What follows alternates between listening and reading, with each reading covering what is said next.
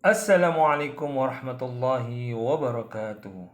Jumpa lagi bersama Dr. Imin Studio, channel inspirasi menjadi insan nafi'an.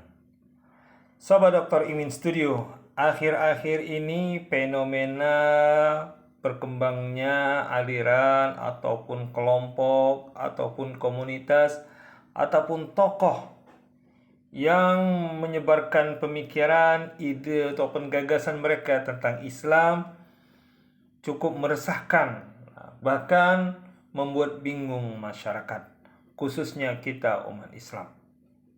Maka dalam kesempatan kali ini, izinkanlah kami akan membacakan kriteria yang ditetapkan oleh lembaga yang memiliki otoritas di negeri ini, yaitu Majelis Ulama Indonesia, di mana berdasarkan hasil Rakernas MUI di Hotel Sarifan Pacific Jakarta tanggal 6 bulan 11 tahun 2007, Majelis Ulama Indonesia telah menetapkan 10 kriteria aliran sesat dan dianggap menyimpang dari Islam. Apa saja itu? Yang pertama yaitu mengingkari salah satu dari rukun iman yang 6. Yang kedua, meyakini dan atau mengikuti akidah yang tidak sesuai dengan Al-Quran dan Sunnah. Yang ketiga, meyakini turunnya wahyu setelah Al-Quran. Kemudian yang keempat, mengingkari otentitas dan atau kebenaran daripada isi Al-Quran. Kemudian yang kelima, yaitu melakukan penafsiran Al-Quran yang tidak berdasarkan kaidah-kaidah tafsir. Kemudian yang keenam, mengingkari kedudukan hadis Nabi Shallallahu Alaihi Wasallam sebagai sumber ajaran Islam. Kemudian yang ketujuh, yaitu menghina, melecehkan dan atau merendahkan para nabi dan rasul.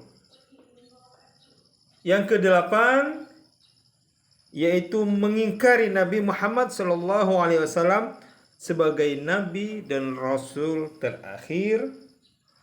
Kemudian yang kesembilan, mengubah, menambah dan atau mengurangi pokok-pokok ibadah yang telah ditetapkan oleh syariat. Seperti haji tidak ke Baitullah, salat wajib tidak 5 waktu, cukup waktu tilu atau cukup dengan eling. Kemudian yang ke-10, mengkafirkan sesama muslim tanpa dalil syar'i, seperti mengkafirkan muslim satu karena berbeda ataupun karena bukan dari kelompoknya. Nah, Sobat Dr. Imin Studio yang dirahmati oleh Allah Subhanahu wa taala.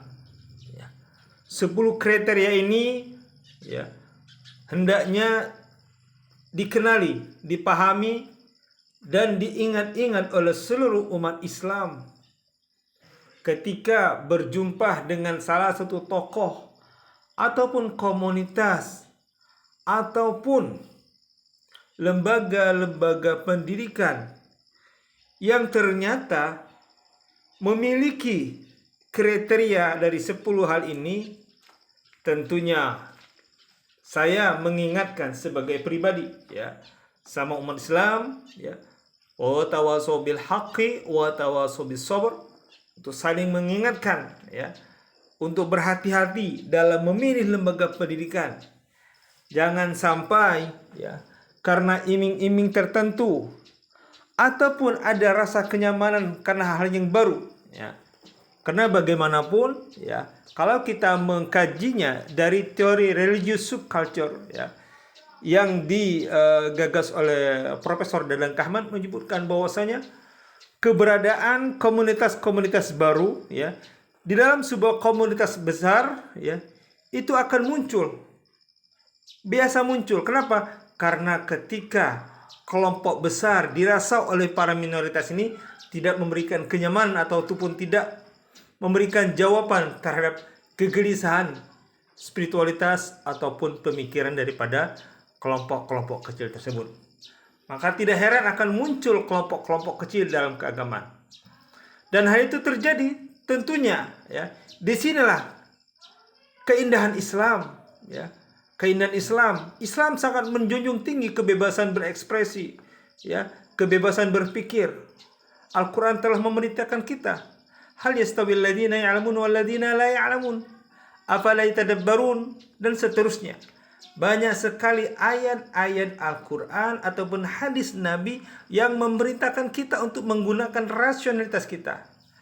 Akan tetapi rasionalitas kita hendaknya mendekatkan diri kita kepada Allah Subhanahu wa taala sesuai dengan tuntunan yang ada di dalam Al-Qur'an dan hadis Nabi sallallahu alaihi wasallam dan para sahabatnya, bukan sak karepe dhewe ataupun mengarang-mengarang ya. Kadangkala kita temukan bagi mereka-mereka yang mengalami sebuah pengalaman spiritualitas atau mereka-mereka yang mengagungkan fantasi spiritualitas ataupun religiositas ya, sehingga ketika dia pengalaman tersebut disosialisasikan ke masyarakat yang awam, yang merasa ini hal yang baru, takjub, maka ketika di cross check tidak sesuai dengan tuntunan daripada Al-Quran hadis dan para sahabat, tentunya hal ini harus menjadi perhatian kita, kewaspadaan kita untuk saling mengingatkan. Silakan mereka mengekspresikan pengalaman spiritual mereka, tapi jangan sampai mengatasnamakan Islam.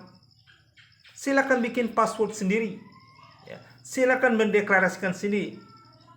Tentunya disinilah sebagai sebuah konsekuensi negara yang demokrasi. Tapi jangan sampai mengatasnamakan Islam.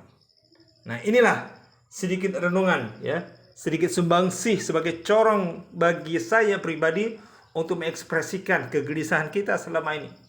Semoga dengan 10 kriteria ini kita menjadi waspada dan siaga terhadap pemikiran ataupun gagasan ataupun ide yang disampaikan oleh orang-orang baru yang kita kagum dengan penampilannya, sosoknya, karakternya, pemikirannya, rasionalitasnya, tapi ternyata tidak sesuai dengan nilai-nilai Islam yang telah diajarkan oleh Allah dan Rasulnya dan para sahabatnya. Mudah-mudahan ini menjadi peran kita bersama. Wallahu a'lam bissawab. Wassalamualaikum warahmatullahi wabarakatuh.